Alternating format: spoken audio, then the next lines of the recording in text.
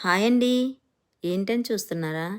అందరికీ ఎంతగానో నచ్చే ఇష్టంగా తినే జున్నండి. చూడండి ఎంత బాగుందో. చూస్తే గెడ్డ పెరుగులా గట్టిగా ఉంది. కానీ తింటే మాత్రం ఇట్టే కరిగిపోద్ది. అంత రుచికరమైన జున్నండి. మీకు కూడా ఇలాగే కావాలంటే నేను చెప్పినట్టే ఫాలో అయిపోండి. ముందుగా బెల్లం తురుము పెట్టుకోవాలి. యాలైచి జీలకర్ర కూడా దంచి పెట్టుకోవాలి.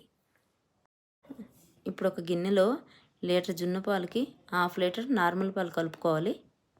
ఇప్పుడు ముందుగా దంచి పెట్టుకున్న యాలచి జీలకర్ర పొడి వేసుకోవాలండి. నా దగ్గర ఆల్రెడీ రెడీమేడ్ మిరియాల పొడి ఉంది, లేదంటే అది కూడా దంచి పెట్టుకోవాలన్నమాట. ఆ మూడు దీంట్లో వేయాలి. ఇందాక తరిగి పెట్టుకున్నాం కదండి బెల్లం, అది కూడా వేసుకోవాలన్నమాట. శుభ్రంగా కరిగే విధంగా పాలల్లో కలుపుకోవాలి. ఇప్పుడంతా కలిసిపోయాక ఒక పెద్ద గిన్నె తీసుకొని దాంట్లో కొంచెం వాటర్ పోసుకొని ఒక స్టాండ్ పెట్టి, ఇప్పుడు కలిపే జున్ను పాలు ఉన్నాయి కదండి, ఆ గిన్నెతో దాంట్లో పెట్టుకొని మూత పెట్టుకోవాలండి. స్టవ్ మీద పెట్టాలి. అట్లా హాఫ్ అన్ అవర్ తర్వాత ఇలా తీసి చూడాలి.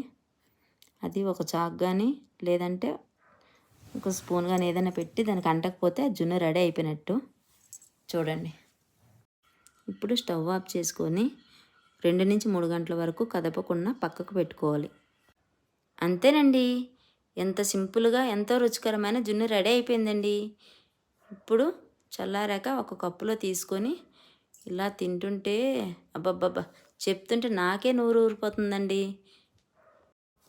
అది కాదండి, ఈ జున్నుని కొందరేమో వేడిగా ఉన్నప్పుడు తింటారు, కొందరేమో చల్లగా అయినాక తింటారు. మీరెలా తింటారో కామెంట్ చేయండి.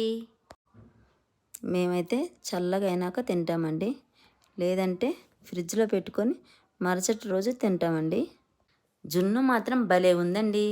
మరెందుకండి లేటు? మీరు కూడా నేను చెప్పిన విధంగా చేసుకొని ఎలా వచ్చిందో కామెంట్ చేయండి. ఈ వీడియో కనుక మీకు నచ్చినట్లయితే లైక్ చేయండి, షేర్ చేయండి, సబ్స్క్రైబ్ చేయండి. మర్చిపోకండి. Bye bye.